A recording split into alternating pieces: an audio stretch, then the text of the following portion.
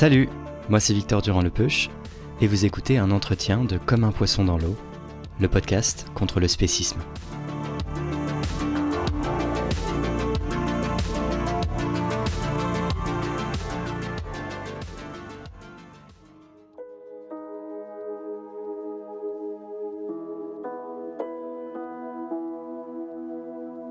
Parler d'animalisation des animaux, c'est dénaturaliser leur oppression. C'est rappeler que celle-ci est politique, organisée, qu'elle ne s'inscrit pas de toute éternité dans un ordre du monde et qu'elle peut avoir une fin. Il s'agit de voir l'humanité et l'animalité non pas comme des catégories biologiques, mais comme des catégories sociales. Sujet, objet, personne, chose, supérieur, inférieur. La notion d'animalisation, tout comme celle de différenciation, d'infériorisation ou d'appropriation, a donc l'avantage de mettre l'accent sur un processus, un rapport social à la fois matériel et idéologique. Matériel, parce que dans le cas des animaux d'élevage, l'animalisation passe par le contrôle physique, l'enfermement, le marquage des corps, l'appropriation, la violence et le meurtre.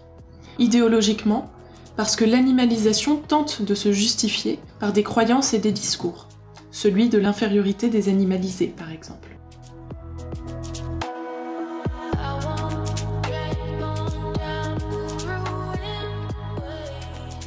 Ça, c'était un extrait du livre Solidarité animale, qu'Axel Pleijusbroer a coécrit avec Yves Benardel, histoire de vous donner envie de le lire.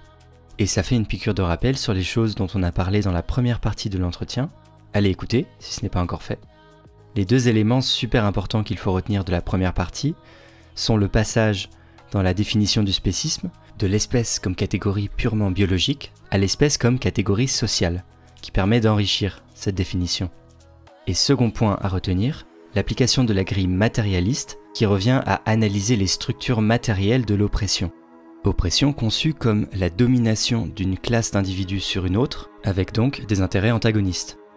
Et l'analyse matérialiste nous pousse à analyser les réseaux d'acteurs et les institutions de l'oppression qui produisent notamment une idéologie pour légitimer l'ordre établi et faire en sorte que rien ne change. Bon, j'ai conscience que tout ça peut paraître un peu abstrait. Mais il faut voir que tout cela renvoie à des éléments extrêmement concrets, et que l'oppression spéciste désigne en fait des réalités observables, qui s'inscrivent dans les corps, dans la chair. Et c'est là qu'on voit que le spécisme n'est pas qu'une idéologie, car c'est avant tout des pratiques violentes d'appropriation des corps. Et c'est comme ça qu'Axel Pleijusbroer analyse, dans son mémoire de master en sociologie, l'élevage en tant qu'institution de l'oppression spéciste.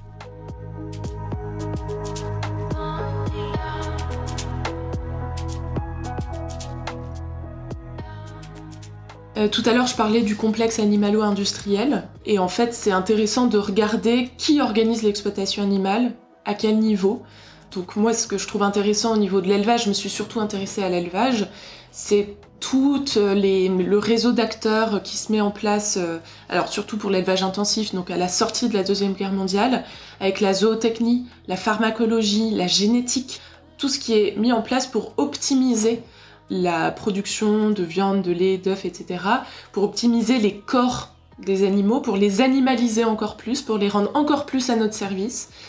Et en fait, l'optimisation, c'est très concrètement, c'est l'optimisation du ratio de conversion alimentaire entre la nourriture qu'on donne aux animaux, et qu'on appelle feed en anglais, et les produits qu'on obtient à la fin, c'est-à-dire food en anglais. Et plus le ratio feed-food est optimisé, plus ça fait des économies pour l'industrie de l'élevage et plus on rentre dans un schéma intensif. Et puis, depuis 50 ans, mais surtout en fait depuis les années 2000, on a l'essor de l'aquaculture. Ça, c'est aussi un truc à ne pas négliger parce que l'immense majorité des animaux exploités à des fins de consommation alimentaire sont des animaux aquatiques. Et c'est très intéressant de voir la façon dont l'industrie aquacole se développe. Enfin, c'est une industrie qui connaît un essor phénoménal et qui cherche toujours plus à mettre en élevage de nouveaux animaux. Donc là, en ce moment, il y a tout un combat contre les élevages de poulpes qui jusqu'ici n'ont jamais été pêchés, mais n'ont jamais fait l'objet d'élevage. Et donc voilà, s'intéresser concrètement, pas seulement à l'idéologie spéciste, mais en fait, historiquement, concrètement, politiquement, économiquement, comment s'organise le système spéciste, quelles sont ses priorités du moment, quelles sont ses faiblesses, etc. Puis aussi voir les sources de financement du spécisme. Est-ce que c'est un soutien public à travers des subventions? Est-ce que c'est des fonds d'investissement qui financent l'exploitation animale? C'est toutes des questions à se poser pour dresser un portrait le plus fidèle possible du spécisme tel qu'il est réellement. On voit bien avec vos exemples en quoi consiste la matérialité du système spéciste. C'est des acteurs, des institutions, des financeurs, des industries, etc. Et vous décrivez aussi certains processus qui participent à l'élevage comme appropriation des corps. Vous parlez notamment de viandisation des corps animaux. Est-ce que vous pourriez expliquer ce que c'est ? Alors la notion d'appropriation, elle me vient directement du travail de Colette Guillaumin. En fait, Colette Guillaumin, elle a voulu décrire, comprendre les rapports hommes-femmes dans une optique matérialiste. Et en fait, elle s'est dit que les rapports hommes-femmes, c'était pas seulement l'exploitation de la force de travail, c'était pas seulement du travail non payé dans le cadre domestique, mais qu'il y avait autre chose, c'était une exploitation d'une autre nature, et elle a parlé d'appropriation. Et en fait, elle a décrit les rapports sociaux hommes-femmes comme étant des rapports de sexage, qu'elle place dans la lignée d'esclavage et de servage, qui sont eux aussi des rapports d'appropriation physique directe des corps, qui sont pas seulement l'exploitation de la force de travail, mais qui vont plus loin. Il y a vraiment une appropriation des corps, une mainmise sur le corps, où le corps est vu pas seulement comme un objet, c'est vu comme un outil qu'on va pouvoir utiliser pour atteindre nos objectifs. Et du coup, moi, je considère que l'élevage se situe dans la continuité des rapports d'appropriation théorisés par Colette Guillaumin, donc esclavage, servage, sexage, élevage, et que dans le cadre de l'élevage, les animaux sont avant tout conçus comme des corps, et des corps qui sont là pour produire de la viande ou des œufs ou du lait. Et c'est en ça qu'avec l'optimisation de leur corps à un niveau extrêmement profond, puisque génétiquement ils sont conçus pour grossir plus vite, pour produire plus de porcelets, pour produire plus de litres de lait par jour, etc. Il y a vraiment une construction des corps en fait, qui est là pour servir les intérêts de la classe humaine, notamment l'intérêt au niveau de l'alimentation et des profits qu'on peut se faire à ce niveau-là. C'est assez évident d'ailleurs même dans le vocabulaire utilisé, parce qu'on va désigner les animaux par rapport à la fonction qu'on leur attribue dans l'alimentation. Donc on va parler de poulet de chair ou de poule pondeuse ou de vache laitière. Ouais. Je trouve que c'est très... on voit vraiment l'inscription dans les corps. Ouais, exactement. Et ça, c'est quelque chose qu'on retrouve aussi dans la publicité. Où en fait la publicité c'est intéressant à analyser parce que c'est un peu la concentration de l'idéologie spéciste. Oui, alors justement, vous, dans votre mémoire, la dernière partie, vous faites une analyse de contenu en prenant le cas des publicités spécistes. Et vous avez d'ailleurs proposé un terme pour le décrire, c'est le publispécisme, c'est ça ? Oui, publispécisme qui est un terme qui vient directement, qui est dérivé de publisexisme. Et du coup, est-ce que vous pourriez parler un petit peu de comment vous avez analysé ces publicités, justement, et qu'est-ce que vous y avez trouvé ? Alors en fait, moi je me suis intéressée très tôt à la publicité spéciste parce que, avant même de découvrir la cause animale, j'étais engagée dans des mouvements anti-pub, et notamment dans l'association RAP, Résistance à l'agression publicitaire. Et donc quand j'ai découvert la question animale, assez naturellement, je me suis intéressée à la publicité pour les produits d'origine animale. Et à cette époque, donc en 2015, j'ai notamment lancé une page sur les réseaux sociaux qui s'appelle Je suis une pub spéciste, qui prenait des publicités pour des produits d'origine animale, pour le lait, la viande, etc., et qui essayait d'analyser la façon dont les animaux sont représentés, quel genre de discours est véhiculé, est-ce que c'est une ambiance consensuelle, est-ce que il y a une juste représentation de l'élevage, de l'abattage. Non. Spoiler. En tout cas, il y a tout un matraquage publicitaire qui est considérable et qui a pour effet de diffuser l'idéologie carniste. L'idéologie carniste, c'est cette idée que la consommation de produits animaux est naturelle, normale, nécessaire. C'est Mélanie Joy qui a théorisé ce terme-là. Et puis aussi que la consommation, pour ajouter un 4e N, que c'est nice, que c'est sympa, que c'est agréable, c'est délicieux, que c'est super, etc. Et du coup, le publispécisme, il diffuse et il renforce l'idéologie carniste. Et il y a aussi une fabrique de l'ignorance autour de ce que c'est l'élevage. Par exemple, dans les publicités pour les produits d'origine animale, il va jamais y avoir de représentation des centres d'insémination. Très peu de gens savent que les centres d'insémination jouent un rôle crucial dans le circuit de production d'animaux d'élevage et de viande. Il y a très peu de représentation, voire aucune représentation de l'abattage, évidemment, alors que il n'y a pas de viande sans abattage d'animaux. Et donc en fait, il y a une sélection de certaines étapes. En fait, c'est même pas présenté comme des étapes. En fait, dans la publicité pour les produits d'origine animale, la viande, elle est produite ex nihilo. Elle tombe du ciel, elle est là, elle est délicieuse, elle est fraîche, elle est appétante, elle est disponible pour notre consommation.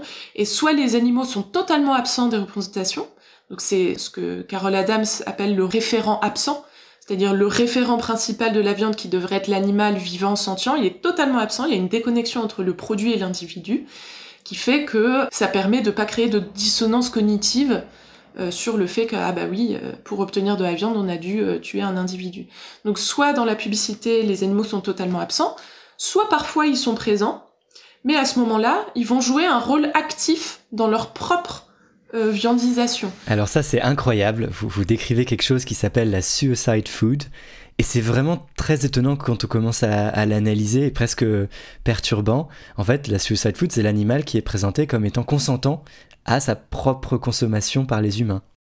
Oui, c'est extrêmement perturbant. C'est des animaux qui sont tout sourire avec un couteau où ils se découpent en tranches eux-mêmes. Ils sont dans des poses aguicheuses. Et en fait, ils se vendent. Ils sont consentants à leur consommation, c'est leur rôle, leur destinée, et ils prennent plaisir à accomplir cette destinée. Donc ça, en fait, c'est le fantasme carniste le plus abouti. C'est vraiment une mise en scène décomplexée de ce qu'on voudrait que les animaux soient, c'est-à-dire qu'ils remplissent leur rôle qu'on leur a assigné. Et ça, c'est intéressant parce que dans la suicide food, je disais qu'il y avait des représentations d'animaux aguicheurs. En fait, il y a un mix que j'ai appelé le carnosexisme, un mix entre des représentations d'animaux sexualisés et aussi des femmes animalisées. Où en fait il y a un mélange des genres entre les femmes et les animalisés considérés comme des corps consommables, des corps qui sont là pour satisfaire le plaisir gustatif ou le plaisir sexuel. Et en fait, en tout cas, ce sont des corps disponibles, des corps qu'on peut s'approprier, qui sont là pour être saisis, et dont on va se régaler. Donc évidemment, là, on a le male gaze, on a le regard humain et mâle qui produit des représentations de suicide food, des femmes, des animaux qui veulent être consommés, violés, tout ce que vous voulez. En fait, je trouve qu'il y a un parallèle assez intéressant entre la culture du viol et la culture carniste et la suicide food, où en fait, on a ce truc-là de discours qui légitiment l'appropriation des corps, et avec tout un tas d'idées sur le fait que les femmes sont d'emblée consentantes, le fait que les animaux participent d'eux-mêmes à leur propre consommation. Donc effectivement, c'est des contenus assez perturbants, et on peut en avoir des exemples sur la page Je suis une pub spéciste, mais aussi sur le site de Carol Adams, où elle a fait toute un PowerPoint en fait, avec plein d'images comme ça. Mais d'ailleurs, je mettrai aussi en description le lien vers votre mémoire, où on peut voir à la fin justement tous les contenus publicitaires que vous avez analysés, et que le plus souvent vous catégorisez justement selon le type de processus et de procédé qui est utilisé.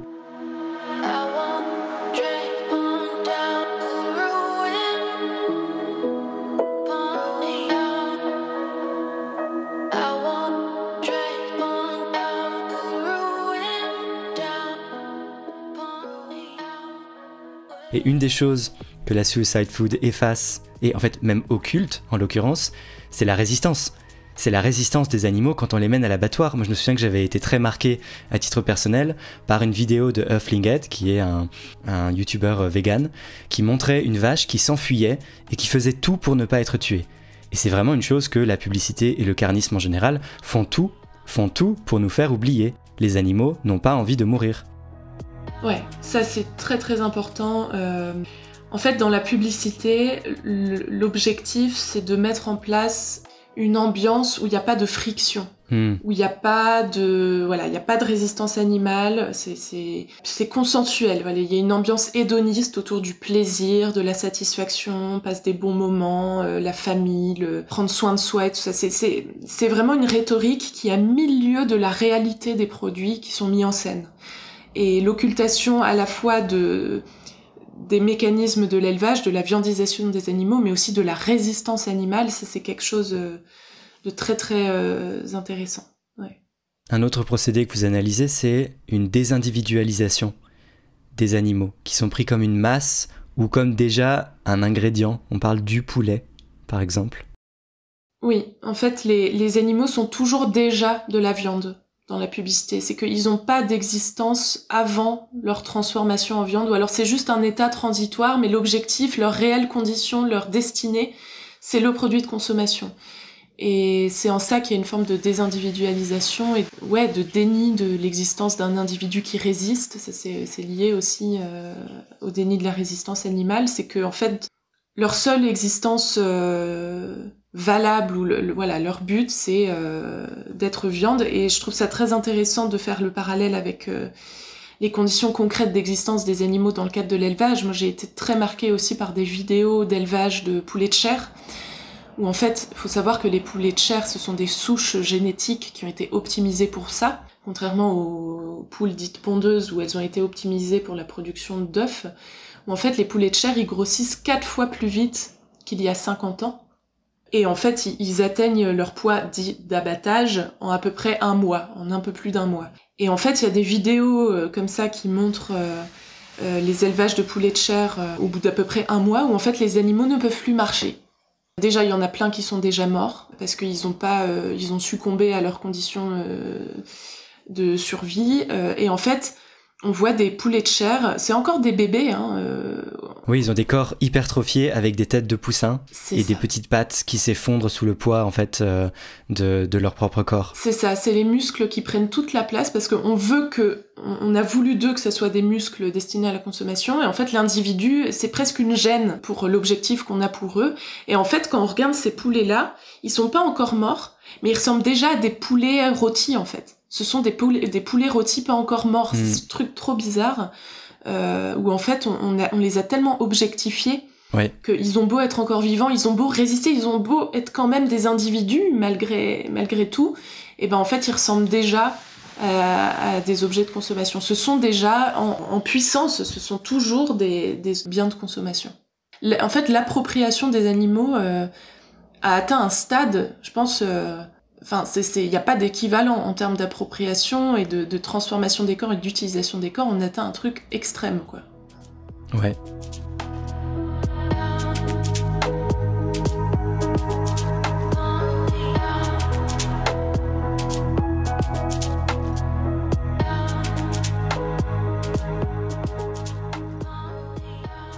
Et le choix d'analyser la publicité à la suite de la reformulation théorique que vous menez de matérialisme, enfin de définition matérialisme du spécisme, est-ce que ça en découle directement ? Est-ce que la publicité est une des institutions en fait qu'il faudrait pouvoir décrire de façon très précise, qui véhicule l'oppression spéciste ? Oui, alors je pense qu'il faut voir la publicité comme un outil au service de l'institution de l'élevage et de l'exploitation animale. Ça vaut le coup de voir les financements exorbitants qui sont mis là-dedans. Ça vaut le coup d'analyser l'évolution des discours mobilisés par la pub, parce que il y a aussi le néocarnisme qui a été conceptualisé aussi par Mélanie Joy, qui est que face à toutes les critiques qui sont émises envers l'industrie de l'élevage, et notamment l'élevage industriel, il y a un renouvellement des discours de la part de l'élevage pour pouvoir perdurer dans le temps et se relégitimer, qui est les petits élevages, la viande bio, locale, l'élevage familial, l'absence d'antibiotiques, le plein air, etc. Donc faut aussi, c'est intéressant de voir que la façon dont les contenus publicitaires évoluent sont parfois une réponse directe aux mobilisations de contestation de l'exploitation animale. Et concrètement aussi, il y a une régie de contrôle des contenus publicitaires qui sont parfois mobilisés par les mouvements féministes. Parce qu'évidemment, le public-sexisme et la façon dont les femmes sont représentées dans la pub, il y a énormément de choses à dire. Et donc il y a des groupes féministes, des associations qui portent plainte contre certaines publicités parce que ça porte atteinte à l'image des femmes, etc. Ça véhicule la culture du viol, machin. Et qui obtiennent parfois gain de cause, où des publicités sont retirées, il y a des amendes qui doivent être payées, etc. Et je pense qu'il y aurait quelque chose à faire à ce niveau-là, sur certaines publicités qui sont mensongères, qui sont trompeuses, qui sont tout ce que vous voulez, à propos de ce que c'est réellement l'élevage. C'est très intéressant parce que ce que vous dites sur le néocarnisme, ça rejoint exactement ce que vous disiez au début de l'entretien sur le fait que même quand l'idéologie est contestée, tant que les institutions et les acteurs de l'oppression restent, en fait, il y a une nouvelle production d'une nouvelle idéologie et l'idéologie peut simplement se renouveler, utiliser de nouveaux arguments qui seront tout aussi faux, mais qui seront différents et qui passeront inaperçus pendant un moment jusqu'à être contestés de nouveau. Oui. Et c'est un cycle sans fin, en fait, tant qu'on ne s'est pas attaqué aux structures de l'oppression. C'est ça, en fait, l'idéologie ne s'embarrasse pas de logique, de rationalité, c'est pas son rôle, c'est pas son but d'être logique. Oui. Son but, c'est de convaincre les esprits, c'est de verrouiller un ordre social, c'est que les gens soient équipés d'une palette d'arguments bidons pour pouvoir ne pas remettre en question leurs habitudes et l'ordre du monde. Et c'est ça qui est parfois déstabilisant, c'est que des individus qui sont par ailleurs très intelligents, très rationnels, etc., peuvent, sur certaines questions où ils ont un intérêt à ne pas changer, mobiliser des arguments complètement farfelus, complètement bidons, qui d'ailleurs sont les mêmes que plein d'autres gens dans la population, pourtant c'est des gens qui se sont pas... Mais tous les mêmes, c'est ça qui est vraiment étonnant en fait, c'est que c'est toujours les mêmes arguments, c'est les 10 mêmes arguments qui tournent en boucle, et qui sont débunkés en permanence, mais qui reviennent, et c'est justement ça en fait, c'est une idéologie qui est parfois inconsciente, et dont les personnes n'ont pas conscience de revéhiculer, que les personnes n'ont pas conscience de revéhiculer à chaque fois qu'ils présentent une objection qu'ils pensent originale, mais qui est juste très banale en fait. C'est ça, et tous ces gens-là ne se sont pas concertés pour avoir les mêmes arguments, c'est vraiment une production sociale, idéologique qui dépasse les raisonnements que les gens peuvent faire dans leur fort intérieur. Et c'est pour ça aussi, pour revenir à la définition du spécisme en tant que discrimination arbitraire, injuste, c'est qu'on aura beau avoir des arguments logiques sur le fait que le critère de l'espèce il est arbitraire parce que ci, parce que ça, c'est intéressant d'avoir les raisonnements solides, mais en vrai, ça va pas être opérant politiquement. De dire que le spécisme est injuste et que le critère de l'espèce est illogique par rapport à ce qu'il est censé justifier. Bon oui, c'est très important de le savoir, mais en fait, on aura beau avoir raison sur les faits, ça ne suffira pas pour lutter efficacement contre une organisation sociale totalement sédimentée, verrouillée par des intérêts, par des lobbies, par des gens qui mettent toute leur énergie et tout leur argent pour que rien ne change. Et c'est ça aussi où il faut avoir un peu il faut voir large, il faut avoir une grosse ambition, il faut voir loin en fait quand on est antispéciste et il faut s'organiser à la hauteur des enjeux pour réellement avoir un impact, pour diminuer le nombre d'animaux tués, pour freiner le développement de l'aquaculture par exemple. Là actuellement on a l'industrie de l'élevage d'insectes qui se met en place. Comment on empêche ça de se développer? Il faut se renseigner sur qui sont les acteurs, comment sont-ils financés, à quel point la réglementation est en leur faveur, comment on peut les bloquer sur certains points pour qu'ils se développent pas aussi vite qu'ils le feraient sans nous. Et à ce sujet, moi je recommande vraiment les analyses issues de l'altruisme efficace, qui est un mouvement social assez récent qui utilise la démarche scientifique et la rationalité pour informer les stratégies des mouvements sociaux et pour faire en sorte que l'allocation de nos ressources, qui sont des ressources limitées, l'allocation des ressources entre différentes stratégies optimise les résultats et l'impact positif qu'on peut avoir sur le monde et augmente l'efficacité de nos luttes politiques.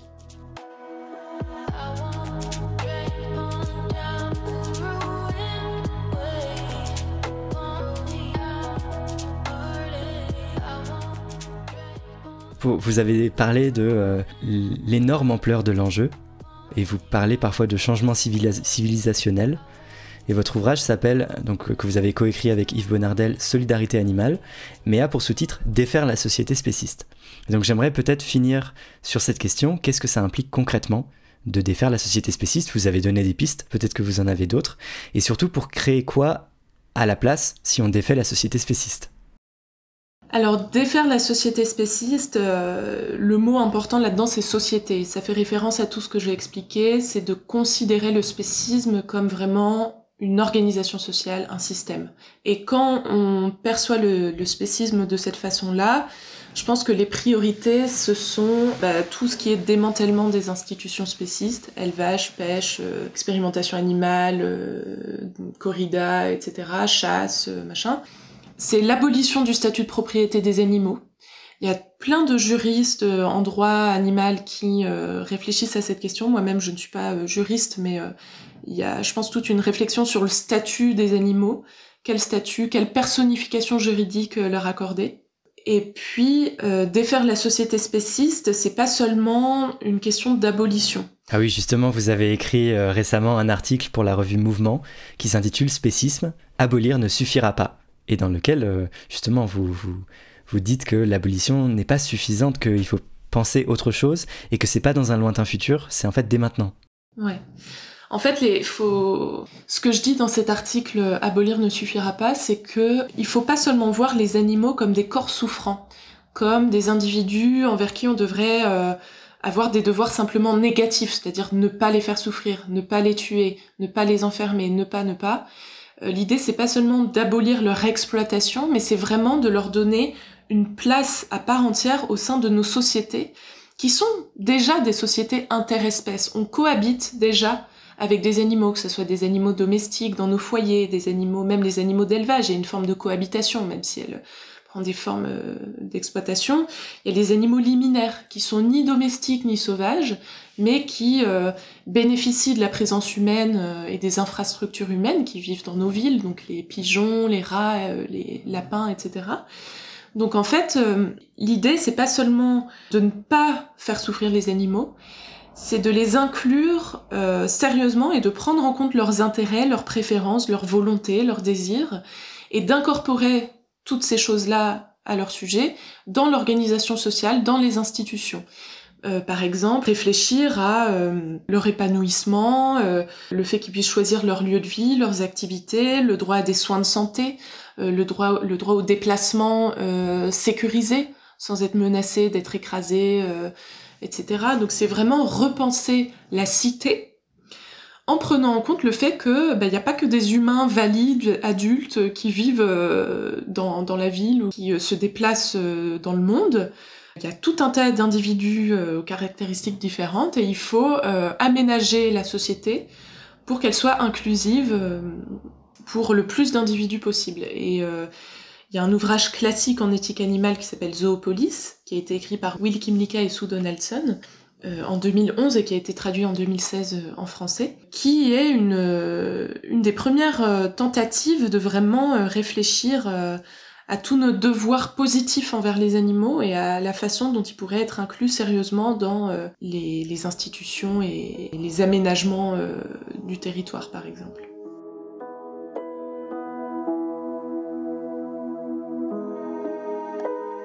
Axel Peyus-Pror, quelles sont vos 3 recommandations pour les auditeuristes? Alors, déjà, moi je recommande vivement les livres de Joseph Andras, qui est un auteur qui a écrit sur différentes luttes sociales, en fait. Par exemple, la guerre d'Algérie ou la Kanaki, la lutte d'indépendance de la Kanaki. Et il y a un petit livre qui est sorti l'année dernière, si je me trompe pas, qui s'appelle « Ainsi nous leur faisons la guerre », qui est en fait un triptyque de 3 courts récits d'histoire de résistance animale, de solidarité animale des humains envers les animalisés.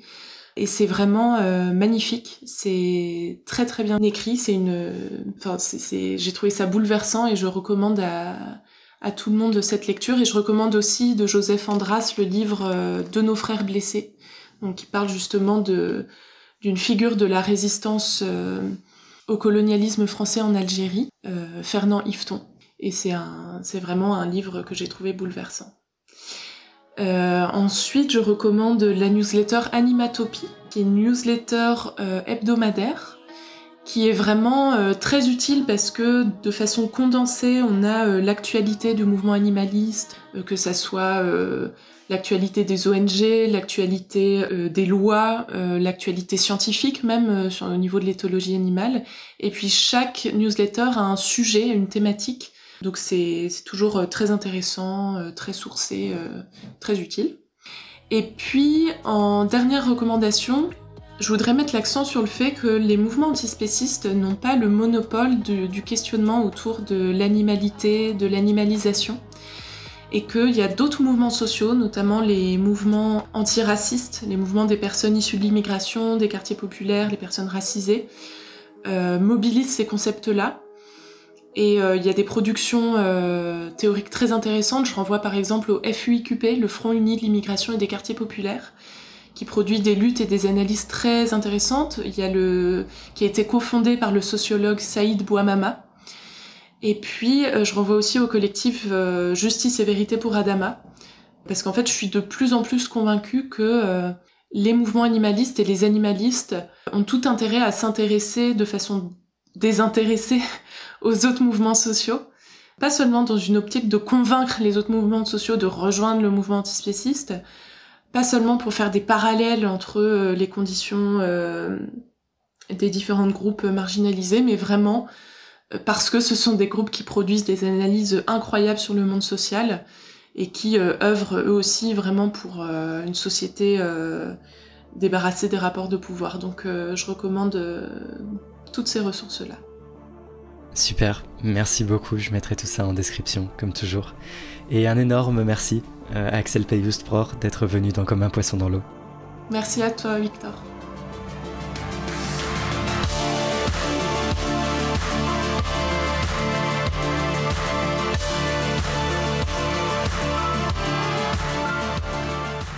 Merci d'avoir écouté cet épisode jusqu'au bout.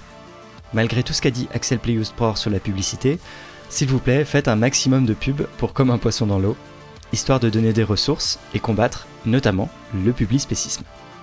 Quelqu'un m'a dit récemment que les épisodes du podcast sont comme des tracts sonores. Plus écolo et plus facile à distribuer que des tracts papier d'ailleurs. Je dis ça, je dis rien, hein. Allez, à lundi prochain. Bisous.